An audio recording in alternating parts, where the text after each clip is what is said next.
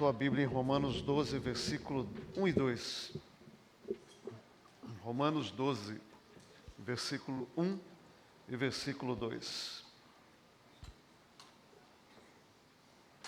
Obrigado. Nós ministramos na semana passada no versículo 1. Hoje vamos falar um pouco do versículo 2 de Romanos.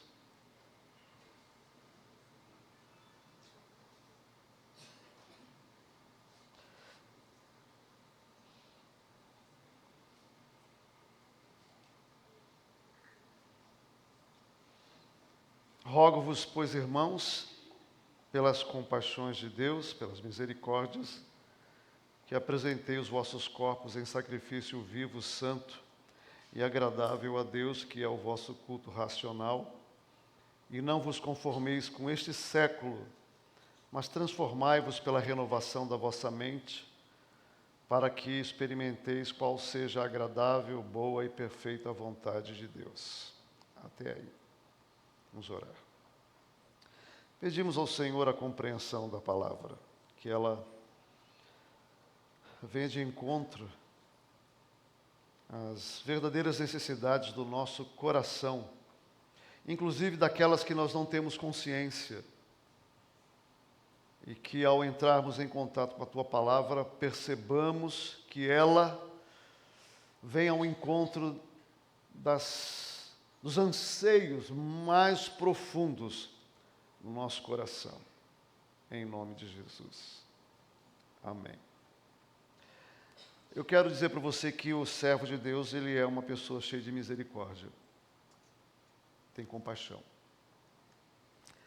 E isso é uma coisa maravilhosa e tenho a impressão que perdida. Nós perdemos a compaixão. E isso é muito ruim para a igreja que se diz igreja de Jesus, né? Porque a Bíblia fala que Jesus é amor, né? Então, uma igreja sem compaixão, ela se encontra numa condição muito estranha se diz uma igreja de Cristo. Hoje, eu quero falar sobre isso a partir desse versículo 2, semana passada nós falamos sobre consagração e vimos basicamente 4 coisas. Que a consagração ela é espontânea, rogo-vos, pois, irmãos, então não é uma ordem, é um convite, com base em tudo que Paulo diz em Romanos. Vimos também que ela é fundamentada e motivada pela graça, pelas misericórdias de Deus. Vimos também que ela é integral. Apresentar é um ato definitivo e total, baseado no verbo auristo do grego. E vimos também que ela é espiritual. A palavra racional precisa ser entendida aqui como uma consagração razoável, espiritual, profunda. E quando uma pessoa se consagra, vai acontecer o que a gente vai conversar aqui no versículo 2.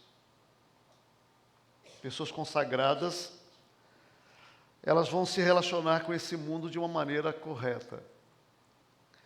E a consagração joga o cristão para uma crise. E se as pessoas não enfrentam essa crise é porque elas não sabem ainda o que é consagração. A consagração joga o crente para uma crise. E aqui ele diz assim, começa assim, depois de falar sobre consagração, que é uma devoção, uma dedicação integral ao Senhor Jesus, ele diz assim, e não vos conformeis com este século. É um chamado para que os discípulos de Cristo não se conformem, não assumam a forma do mundo. Não se conformem com o mundo. Então, de acordo com esse texto, pessoas consagradas, elas vão entrar em crise em relação ao mundo. Pessoas que amam Jesus viverão em crise em relação ao mundo. E essa crise aqui, desse embate, desse choque, é porque a vida cristã, ela é oposta àquilo que é mais natural no mundo. As pessoas estão no mundo preocupadas com o corpo, né?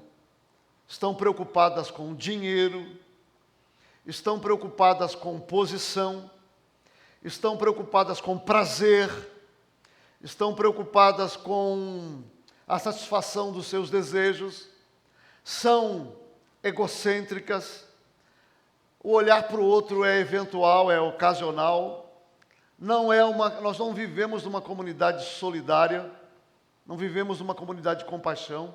O Brasil e o mundo está dividido, e nós cristãos entramos em crise porque a vida cristã é luz em um mundo de trevas, é a verdade em um mundo de mentira, é um choque com valores contrários ao de Cristo. O cristão vive em choque. Jesus disse assim: os inimigos, os seus inimigos, seus maiores inimigos, serão os da própria casa.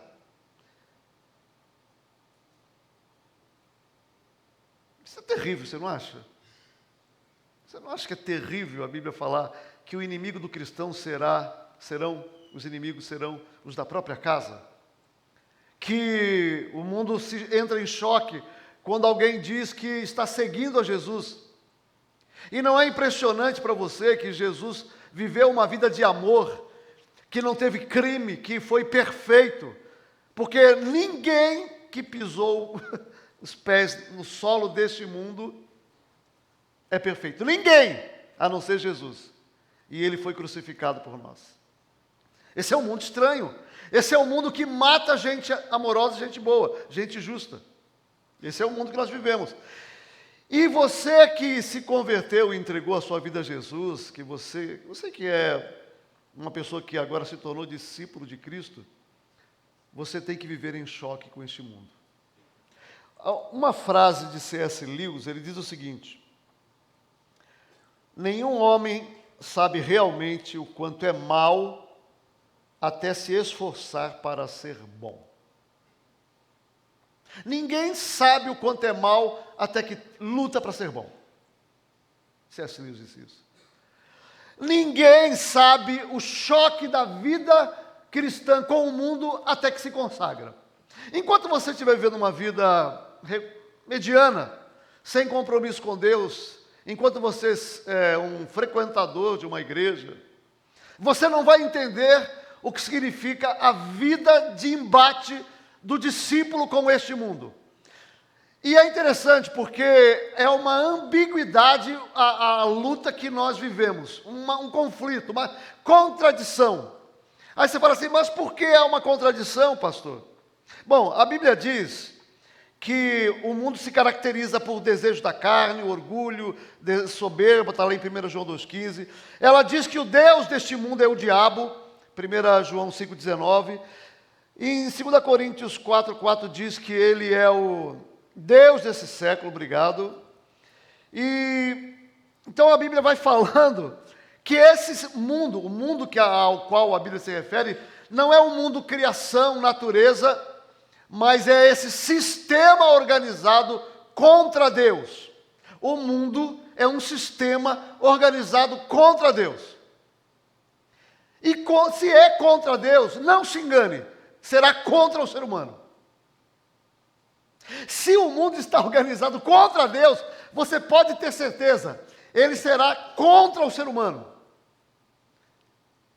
Quando os valores são vilipendiados, quando são comprometidos, um dia ele vai bater na sua porta, você pode ter certeza. Por exemplo, eu estou esperando que a qualquer momento na minha história pastoral, que eu seja preso. Estou dizendo a verdade para vocês. Eu acho que é uma questão de tempo no Brasil, os pastores serem presos porque não vão aceitar ou vão se posicionar contra algumas coisas que é muito comum nessa sociedade. Por exemplo, de acordo com as Escrituras, eu não posso fazer um casamento entre dois homens ou entre duas mulheres. Eu não posso. Por uma questão de princípio, Eles podem estar entre nós, eles podem congregar nesse lugar, eles devem ser amados, mas a Bíblia não me autoriza a fazer esse tipo de coisa. E talvez um dia eu seja preso por causa disso. Talvez você tenha que visitar o seu pastor na cadeia. Alguns já estão sofrendo isso no Brasil, né? E quando a Bíblia fala sobre essa relação nossa com o mundo, eu citei isso, mas como exemplo, até não gostaria de ter usado esse exemplo, porque essa questão é muito batida, na minha opinião, de uma forma errada pelas igrejas, a questão da homoafetividade, a maneira como nós tratamos isso não é a melhor maneira, mas é um exemplo que me veio à mente, mas eu poderia falar sobre o aborto também, né? Aliás, eu vou falar alguma coisa sobre isso na nossa conversa hoje. Então, assim, a Bíblia fala que nós estamos em choque, por quê? Porque tem uma coisa que a Bíblia diz e que nós cristãos não conseguimos viver em equilíbrio. Porque olha só, a Bíblia diz que a vida e esse mundo, ele é bom. A Bíblia fala que esse mundo é bom.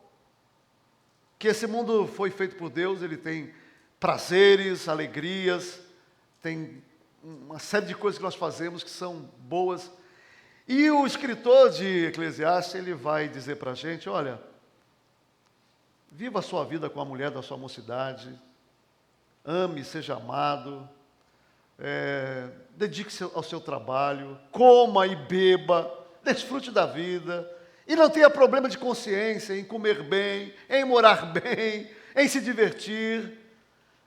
Ou seja, essa é a crise. A mesma Bíblia que fala que o mundo é bom e que a gente demonizou muita coisa no mundo, ela também fala que esse mundo é mau. E eu devo viver essa crise complicadíssima de poder aproveitar o melhor que eu puder da vida, desfrutar os meus netinhos, o meu casamento, os meus amigos, as coisas que a vida me oferece, sem perder de vista o fato de que esse mundo, ele é dominado por Satanás.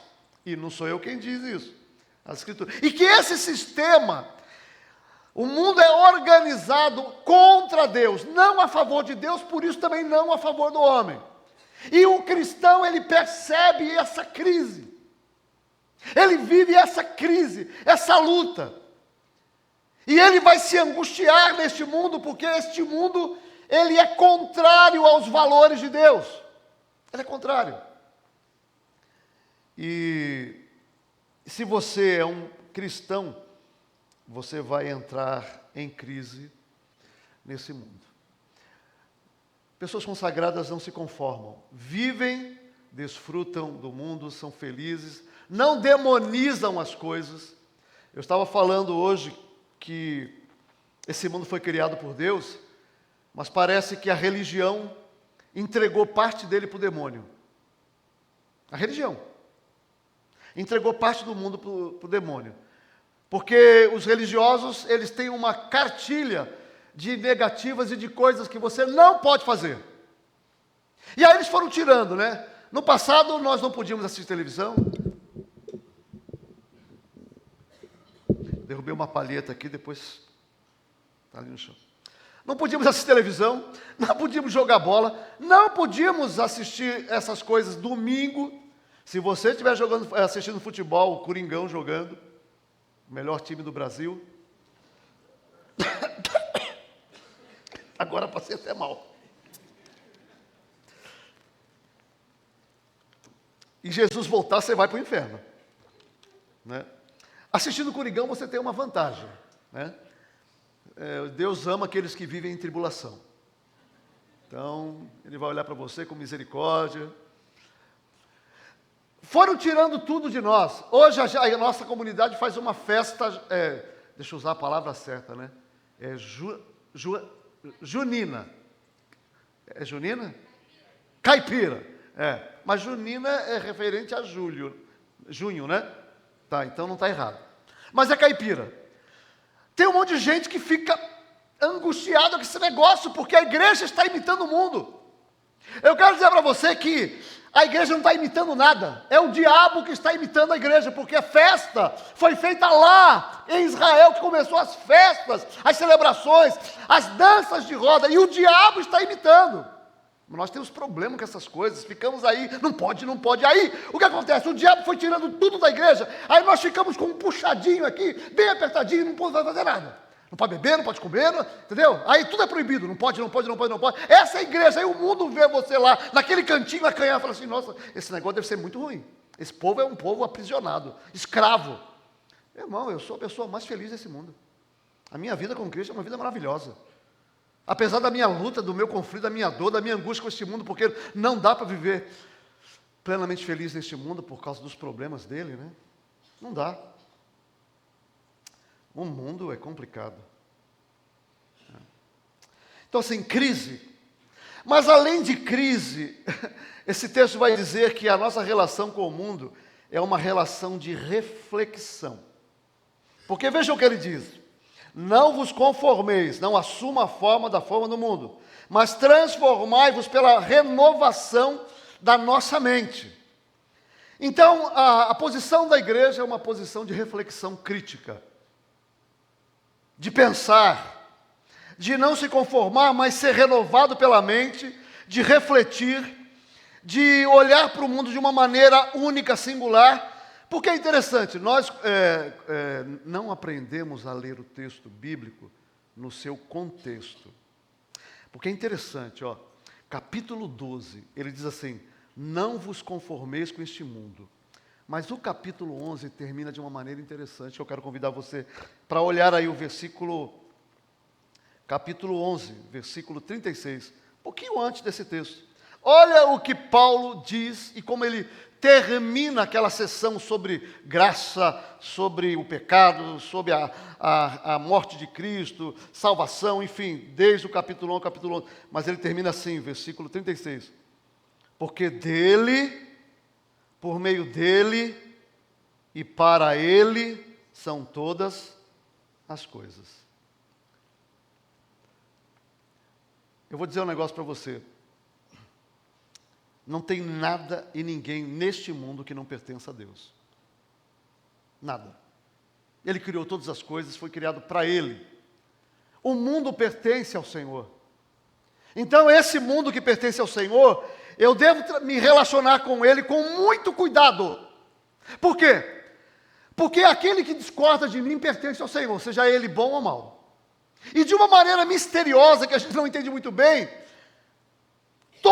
tudo que foi criado tem uma relação direta com Deus, porque foi Ele que criou. O mal não foi criado por Deus, o mal é produto do coração humano, do coração dos anjos que se desviaram, não foi Deus que criou o mal, mas tudo que foi criado por Deus para ser bom. Então nós vivemos num mundo onde nós vivemos essa crise, e eu tenho que olhar as pessoas de uma forma a refletir, a pensar, e pensar aqui, como diz o apóstolo Paulo, é pensar se a nossa crítica, o nosso enfrentamento, o nosso embate com esse mundo, ele será de acordo com a boa, agradável e perfeita vontade de Deus. Você sabe que a igreja aprendeu a fazer protesto por causa do conflito que a gente tem com o mundo.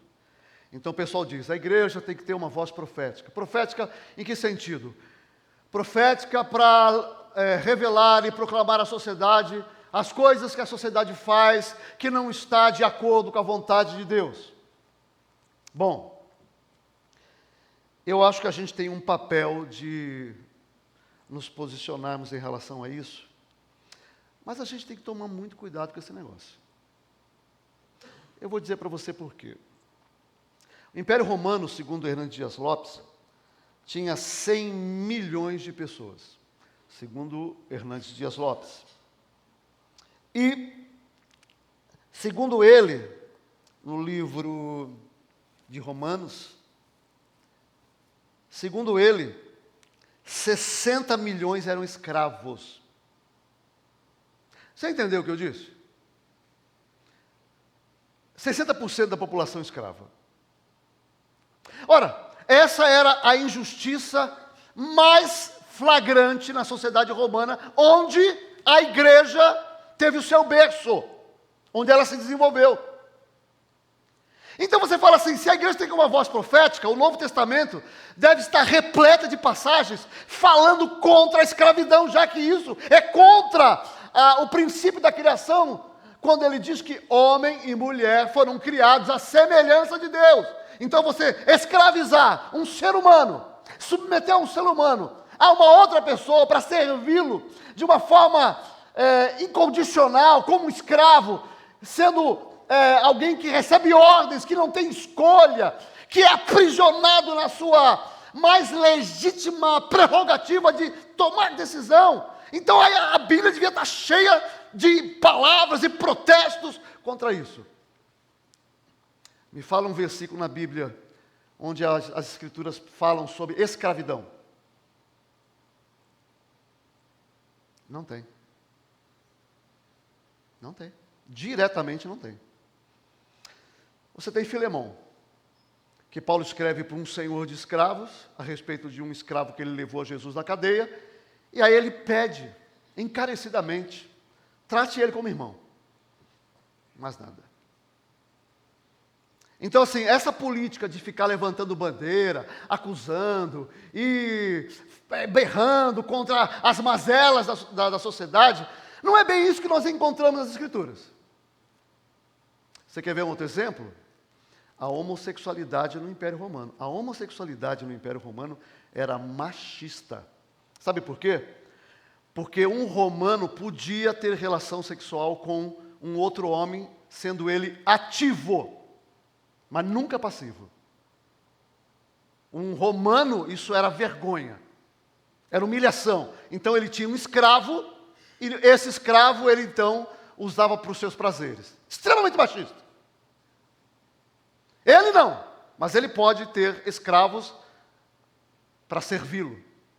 E olha, digo mais para você, era extremamente comum isso.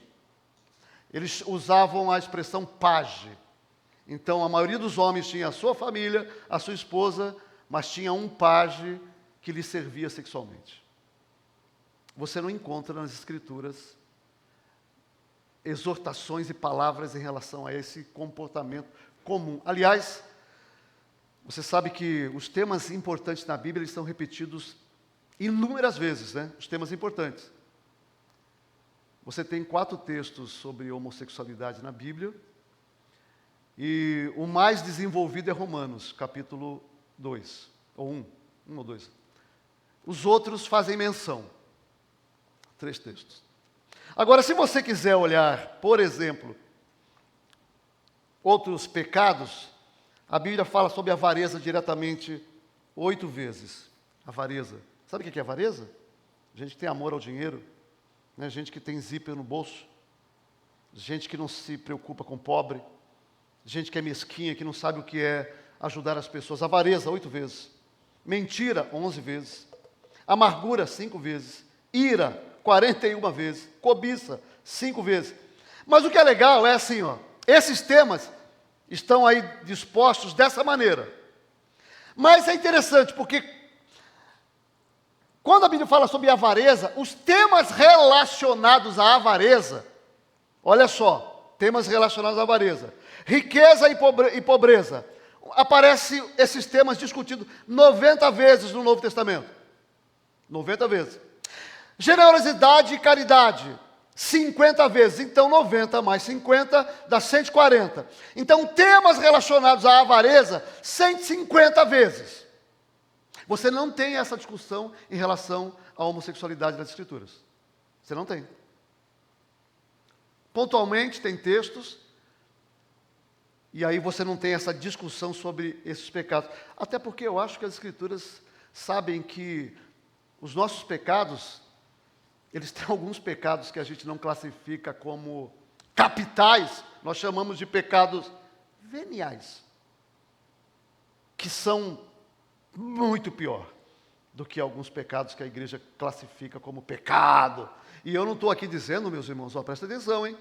Não vai sair dizendo por aí que o pastor falou que isso ou aquilo não é pecado. Eu não falei nada disso aqui. Eu só estou refletindo com você o que as Escrituras refletem a respeito disso. Sobre pureza sexual, aí falando sobre sexo antes do casamento, adultério, aproximadamente 50 vezes. Justiça e injustiça, 80 vezes. Humildade e orgulho, 50 vezes. Julgamento e perdão, 70 vezes. Linguagem, mentira, 40 vezes. Então veja só, a Bíblia vai tratando desses temas, mas aí a igreja não interessa falar sobre avareza, não interessa falar sobre orgulho, não interessa falar sobre mentira, não interessa falar sobre omissão, não interessa. Aí nós ficamos levantando bandeiras a respeito de alguns pecados, porque a sociedade tem problemas em relação à questão da sexualidade. Essa é a questão. Então assim, a gente precisa ser crítico, refletir. Trago para vocês a última polêmica envolvendo o pastor Ed René e a igreja dele. Semana. O ministro de Direitos Humanos foi a IBAB, Igreja Batista de Água Branca. E foi lá para falar contra a PL que está criminalizando mães, especialmente mães estupradas, para que sejam presas e condenadas se fizerem aborto com crianças até 22 semanas, dá quase 6 meses. Né? E aí o ministro esteve lá e a igreja de Água Branca aplaudiu o ministro que estava defendendo que as mulheres têm o direito de abortar crianças até com mais de 22 semanas. E a igreja, essa é a confusão. E aí a internet, as redes sociais, desceram a lenha no Ed René. Deixa eu dizer uma coisa para você. Eu não estou defendendo ninguém aqui, tá? Eu quero só trazer uma reflexão crítica sobre isso. Porque é o seguinte, nós temos no Brasil esquerda e direita, né? Então, a nossa dor e a nossa angústia moral, religiosa, atrapalha a nossa compaixão. Porque, olha só, eu quero ler para você uma estatística que eu peguei essa semana, tá? Essa semana. 68 bebês foram mortos com mais de 22 semanas. Esse ano, quase 70 crianças. Você sabe que algumas mães que têm crianças com 5, 6 meses, elas vão para a incubadora e elas vivem. Você sabe disso, né? Que é uma vida. Dessas, uma tinha 7 meses e meio, foi abortada. A outra tinha 6 meses e meio. E a maioria, 22 semanas. 68 bebês. Você sabe qual é o problema nosso da igreja? Nosso problema é falta de misericórdia. Porque, veja só, quando o Ed René se posicionou lá na igreja dele, ele em nenhum momento falou a favor do aborto. Em nenhum momento. O que ele falou é o seguinte, olha, uma mãe que foi estuprada, carrega no seu ventre uma criança indesejada, que não tem dinheiro para médico, não tem dinheiro para hospital, não tem dinheiro para se manter. Aí ela está lutando com isso e está na angústia de retirar essa criança. E aí vem o governo, ou um evangélico, ou um cristão, e fala assim, tem que prender. Tem que prender, criminalizar. Percebe o que eu estou falando? É o seguinte. Por que a gente não pensa em dar uma assistência de primeira para uma mulher como essa? Uma assistência de primeira. Pagar o hospital mais caro do Brasil, psicólogos, psiquiatras, dar dinheiro para se manter em casa de forma digna. Não, você não vai morar naquele barraco não, tem rato, não vamos colocar você numa casa boa, e a gente vai dar todo o apoio para você, e depois você vai ter o nenê, o bebê, e nós vamos dar para um orfanato, ele vai ser cuidado, e vamos cuidar de você. Não, o que a gente pensa? Os evangélicos estão fazendo isso. Prende, manda para a cadeia. Olha só, eu não estou defendendo nada aqui, tá? Eu só estou dizendo que um lado está dizendo assim, prende. E o outro lado está dizendo assim, assassino, matando crianças.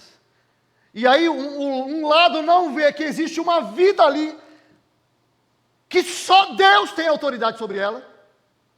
Só Deus. Vida, só Deus tem autoridade sobre ela. Então, não vê que nós estamos matando uma vida, mas o outro lado não vê a pessoa que está lá sofrendo, que é vítima de um abuso. O que falta para a igreja na sua posição? Misericórdia. A gente tem que pensar em amor, compaixão. Paulo diz, quando a gente entra em contato com esse mundo, a nossa crítica, ela tem que ser feita em meia voz.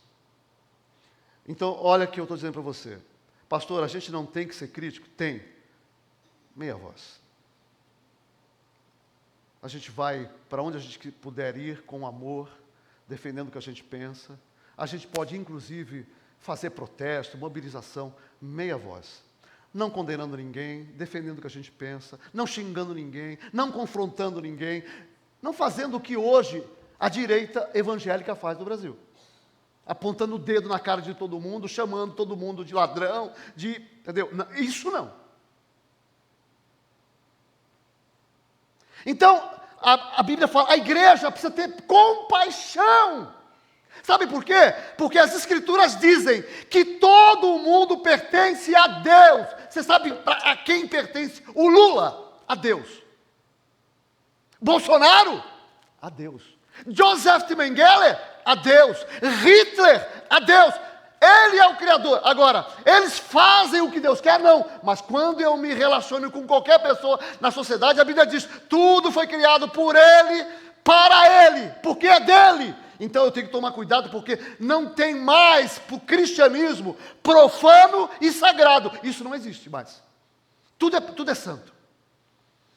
Então eu, quando vou falar do meu governo, eu tenho que pedir a Deus misericórdia. Você sabe que Romanos 13 diz lá, obedeça aos vossos governantes, se submetam a Ele, orem por Ele. A gente fica reclamando dos nossos governos. A igreja foi perseguida pelo governo. Cristãos foram mortos, foram incendiados em piras, publicamente. Inúmeros foram crucificados. O Império Romano, de vez em quando, empreendia perseguição sistemática contra a igreja e matava. Os bens eram espoliados. As pessoas de um dia para o outro não tinham nada. E aí Paulo diz assim, orem pelo governo, se submetam ao governo. Aí o que a gente faz? A gente mete a boca, a gente xinga, a gente vai para a internet e desonra a Deus, porque não temos temor e misericórdia. Então assim, a igreja precisa falar? Precisa falar. A gente precisa se posicionar? Precisa. Mas eu não vou fazer algumas coisas publicamente. Talvez eu vá para alguns lugares que sejam um lugar para fazer essas coisas. E a gente tem que acolher essas pessoas. Onde é que estão as prostitutas? Onde é que estão os homossexuais? Onde é que estão?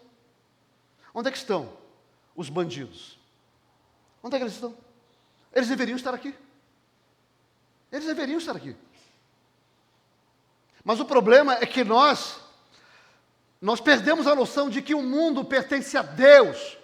Tudo foi criado por Ele e para Ele. Então, eu devo pensar, Deus, de que maneira, Senhor, a igreja vai se posicionar, revelando não a minha opinião, não a minha vontade, não as minhas dores da minha infância, da minha religião adoecida. Não, o que o Evangelho da graça tem a dizer a este mundo, Senhor. O que o Evangelho tem a dizer à esquerda e à direita, a mim e à igreja, os de dentro e os de fora? Será que o Evangelho tem alguma coisa a dizer? Então, Senhor, fala através de nós. A igreja tem que se posicionar, mas não do jeito que a gente está fazendo aqui. Eu tenho que pensar na criança, não é mesmo? Tem uma criança ali dentro, uma vida. Mas eu tenho que pensar na mãe que foi estuprada. Então, assim, o que é mais fácil? Manda prender. Essa é uma solução que não é a solução do Evangelho. O Evangelho vai orar por aquela mãe, pedir misericórdia, e que ela encontre paz ao coração, que ela encontre caminhos para se cuidar, que ela encontre amor, compaixão. E se fizer, que ela encontre o perdão. Porque o Evangelho, se ele tem uma mensagem para a gente anunciar ao mundo, é a mensagem do perdão. Você fez, irmã? Está tudo certo. O Senhor te perdoa. O Senhor te perdoa. Venha ao Senhor, o Senhor te perdoa. Essa é a igreja. Mas nós, meus irmãos, perdemos a compaixão. Eu estou falando de mim, porque eu passei alguns anos aí entupido de legalismo e moralismo. Entupido. E hoje, eu tenho pedido para Deus, Senhor, que a minha relação com o mundo seja crítica, seja reflexiva, mas também seja criteriosa. Olha o que o texto diz.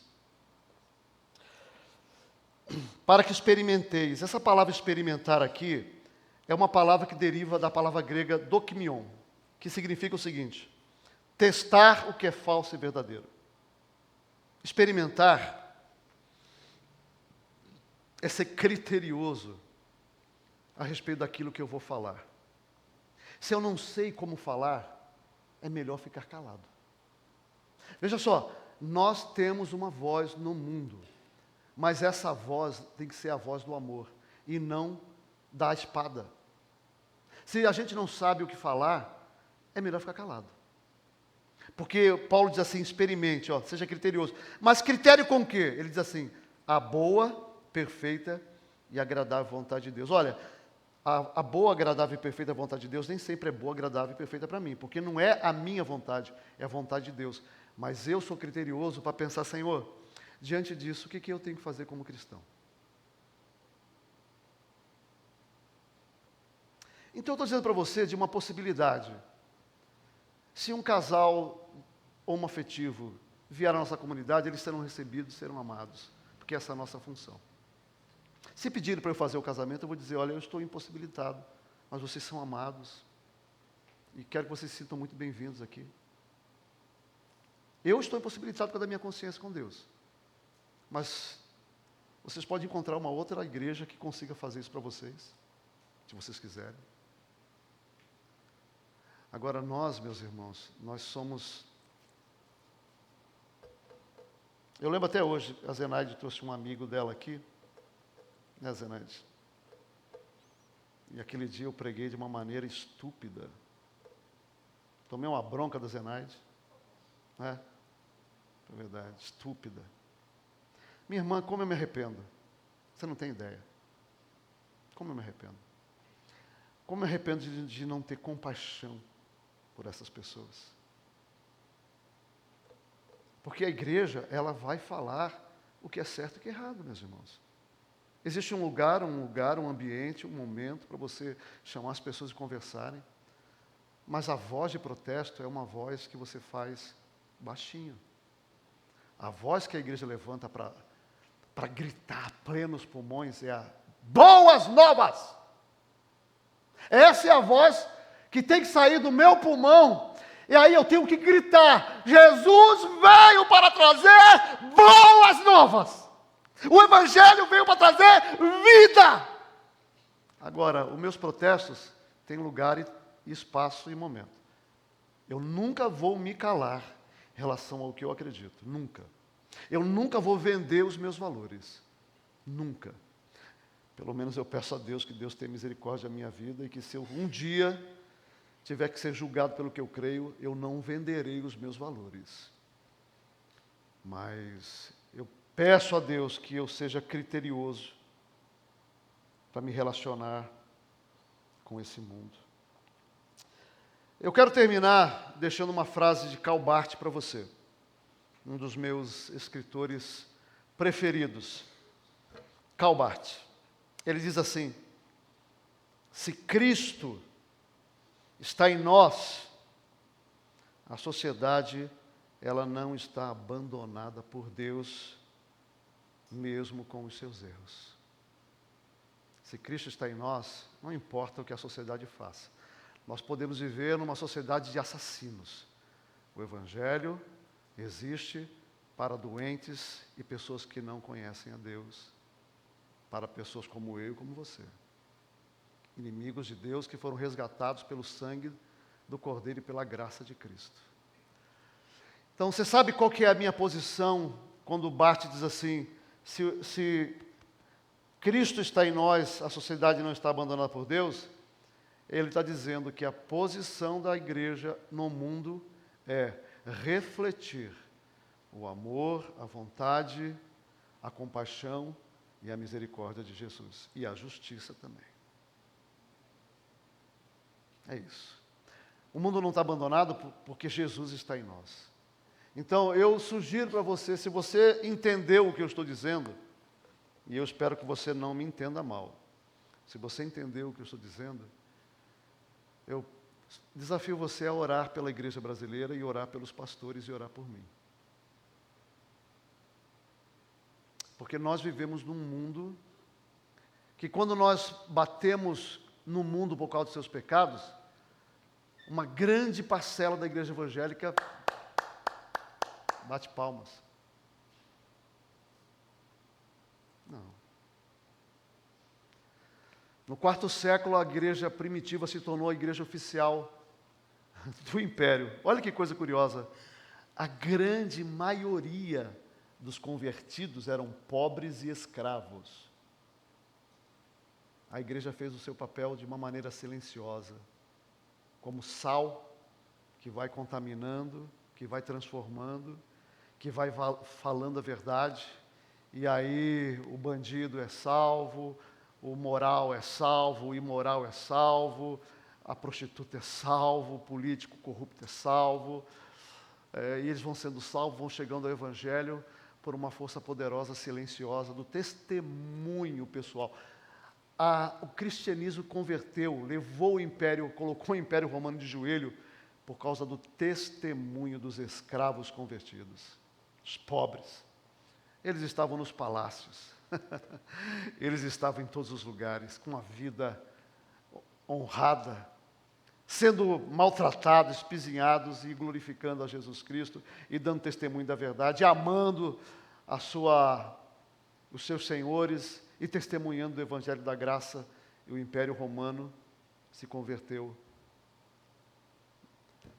Diga-se que uma conversão estranha, mas havia muita gente convertida ao Evangelho no quarto século, por causa da presença. Então, eu quero dizer para você, o chamado do cristianismo, o pessoal da banda pode vir aqui, o chamado do cristianismo para o nosso tempo é um chamado revolucionário, porque onde o cristão está, acontece a revolução da vida contra a morte.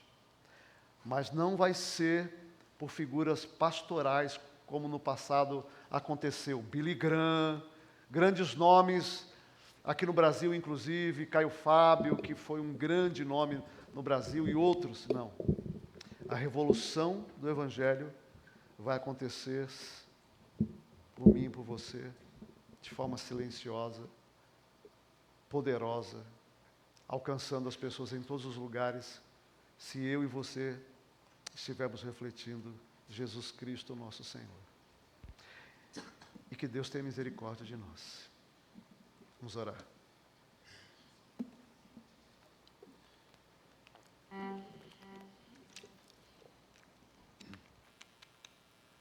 Senhor, dá-nos compaixão e misericórdia. Ajuda-nos a revelar a justiça do reino com amor, com compaixão. Ajuda-nos a termos uma posição que glorifique a Jesus em toda a sua vontade, mas sempre como aqueles que não resistem ao perverso, como diz as Escrituras, como aqueles que são feridos de uma face e dão a outra, como aqueles que têm os seus bens espoliados e oram e abençoam os inimigos,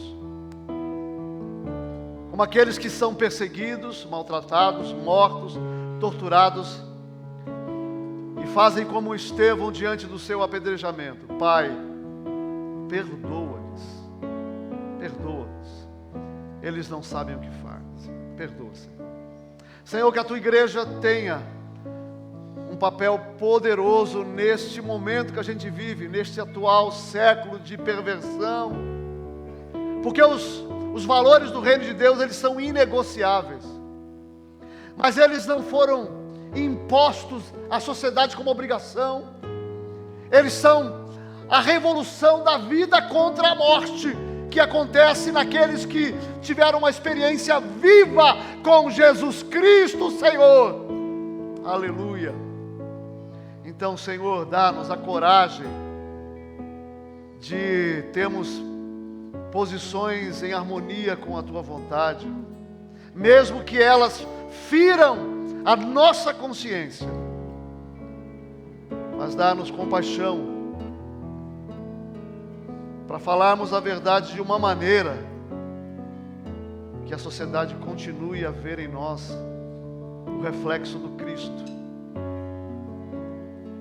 Ah, Senhor, queremos ter essa posição crítica, reflexiva e criteriosa como gente do Senhor que está no mundo para ser sal e luz.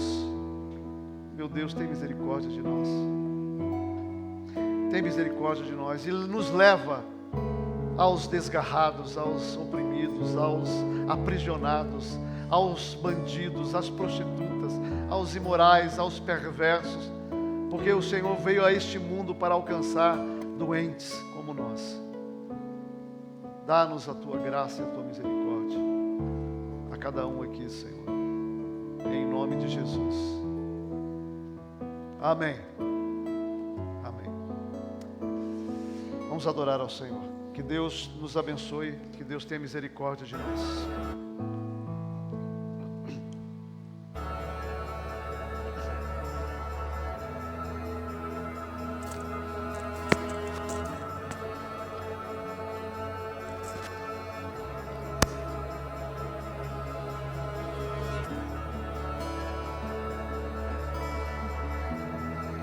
Vamos ficar em pé. Tira essa música.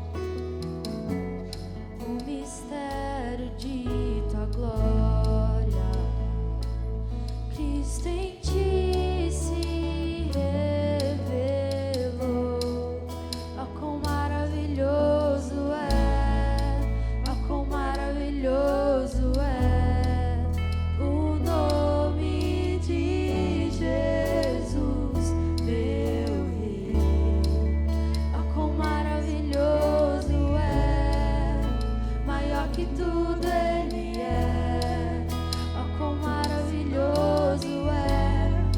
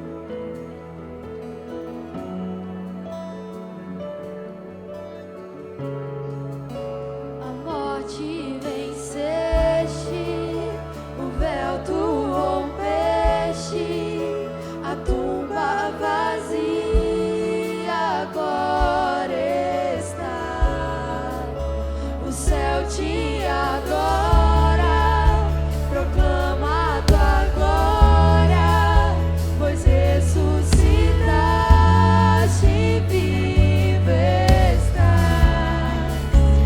És invencível,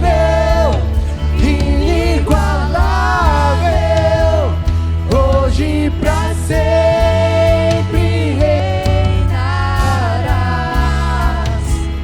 Teu é o reino e tu é a glória, acima de todo nome está. Poderoso esse nome é, poderoso esse nome é, o nome de Jesus, meu Rei. Poderoso esse nome é, mais forte que tudo é. Poderoso esse nome é, nome de Jesus. És invencível, inigualável, hoje pra sempre reinarás. Teu é o reino e tu é a glória, e acima de todo nome está. Poderoso esse nome é, poderoso esse nome é, o nome de Jesus, meu Rei. Poderoso esse nome é, mais forte que tudo é. Poderoso esse nome é, nome de Jesus. Poderoso esse nome é, nome de Jesus. Poderoso esse nome é, nome de Jesus. Aleluia, aleluia. Uma ótima semana a vocês, irmãos. Tenham uma boa noite, um bom retorno.